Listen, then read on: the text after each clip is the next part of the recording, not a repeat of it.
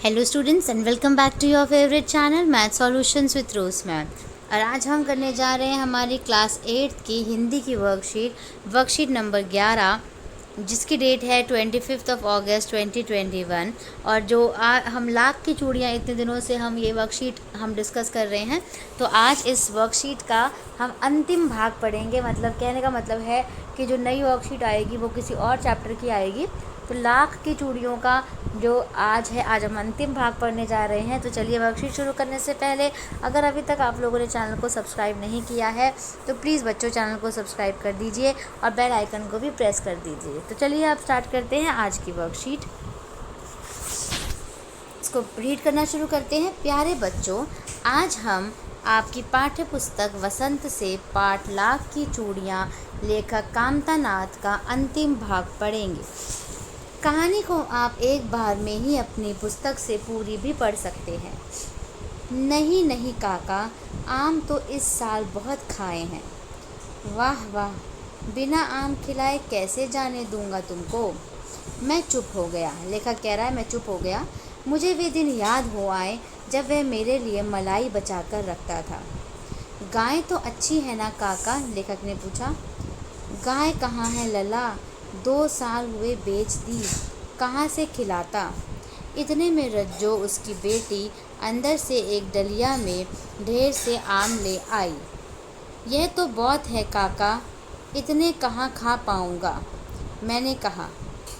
वाह वाह, वह हंस पड़ा। शहरी ठहरे ना, मैं तुम्हारी उम्र का था तो इसके 4 गुने आम एक बखत में खा जाता था। आगे, आप लोगों की बात और है, मैंने उत्तर दिया। अच्छा बेटी, लला को 4-5 आम छाँट कर दो, सिंदूरी वाले देना। देखो लला कैसे हैं, इसी साल यह पेड़ तैयार हुआ है। रज्जो ने 4-5 आम अंजुली में लेकर मेरी ओर बढ़ा दिए। आम लेने के लिए मैंने हाथ बढ़ाया तो मेरी निगाह एक क्षण के लिए उसके हाथों पर ठिठक गई। गोरी गोरी कलाइयों पर लाख की चूड़ियाँ बहुत ही फब रही थी। बदलू ने मेरी दृष्टि देख ली और बोल पड़ा, यही आखिरी जोड़ा बनाया था जमींदार साहब की बेटी के विवाह पर। 10 आने पैसे मुझको दे रहे थे, मैंने जोड़ा नहीं दिया, कहा शहर से ले आओ। मैंने आम ले लिए और खाकर थोड़ी देर पश्चात वहाँ से चला गया। लेखक कह रहा है इसके आगे, मुझे प्रसन्नता हुई कि बदलू ने हार कर भी हार नहीं मानी थी। उसका व्यक्तित्व कांच की चूड़ियों जैसा ना था कि आसानी से टूट जाए। तो ये बच्चों हमने गद्यांश पढ़ लिया। अंतिम भाग इसका आज हमने पढ़ा लाख की चूड़ियों का। अब इसके ऊपर जो आधारित प्रश्न है इसके हम आंसर्स लिख लेते हैं। आशा है कहानी के इस भाग को पढ़कर आपको मज़ा आया होगा। आइए इस भाग पर आधारित कुछ वस्तुनिष्ठ प्रश्नों के उत्तर खोजने की कोशिश करते हैं। पहला है, लेखक के बचपन में बदलू लेखक के लिए क्या बचा कर रखता था। अभी हमने पढ़ा आम, दूध, लाख की चूड़ियाँ या मलाई। तो मलाई है इसका करेक्ट आंसर। दूसरा प्रश्न है, बदलू ने लेखक को खाने के लिए क्या दिया। आम, सेब, चॉकलेट या मिठाई। आम, तो आम है इसका करेक्ट आंसर। तीसरा है, बदलू ने लाख की चूड़ियों का अंतिम जोड़ा किसके लिए बनाया था।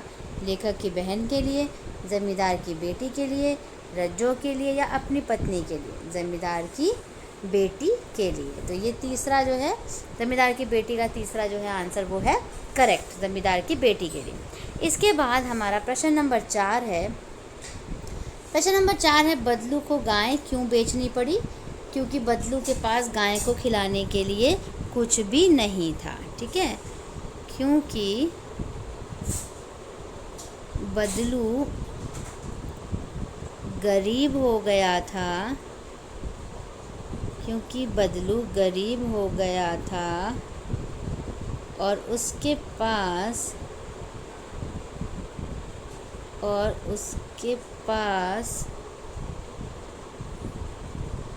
गाय को खिलाने के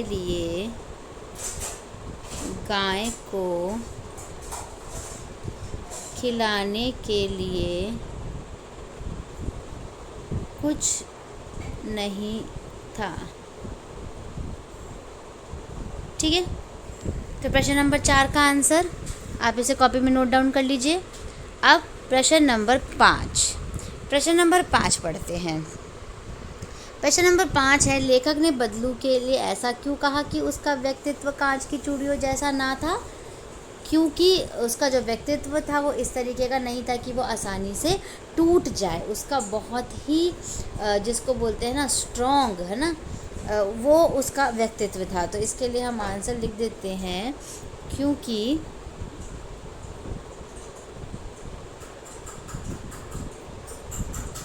बदलू का व्यक्तित्व टूटने वाला नहीं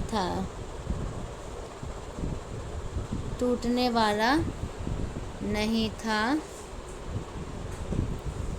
ठीक है, अर्थात कांच की चूड़ियों जैसा नहीं था। अर्थात कांच की चूड़ियों जैसा नहीं था।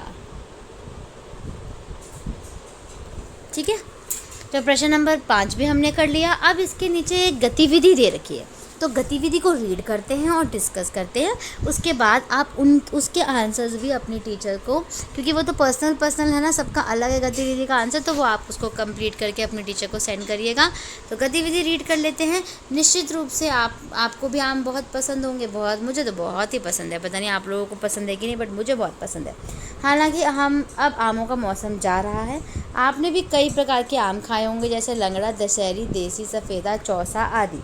आमों के विभिन्न प्रकार की किस्मों के चित्र एकत्रित कीजिए और उन पर एक अनुच्छेद भी लिखिए। आपको गतिविधि में क्या करना है, आम जो अलग अलग तरह के होते हैं उनके चित्र इकट्ठा करके अपनी कॉपी में चिपकाने हैं, और फिर आम के ऊपर उनके ऊपर एक एक अनुच्छेद भी आपको लिखना है। तो बच्चों, इसी के साथ आपकी आज की वर्कशीट जो है वो यहाँ पे कंप्लीट हो जाती है। आप इसका काम अपने कॉपीज़ में नोट डाउन करके अपनी हिंदी टीचर्स को सेंड कर दीजिए। आपका बहुत बहुत धन्यवाद, आपने मेरी पूरी वीडियोस देखी। और अगर आपको वीडियो पसंद आई है, समझ आई है, तो प्लीज़ वीडियो को लाइक ज़रूर कर दीजिए और चैनल को सब्सक्राइब ज़रूर कर दीजिए। तो फिर मिलेंगे नई वीडियो में नई वर्कशीट के साथ। Thank you students once again.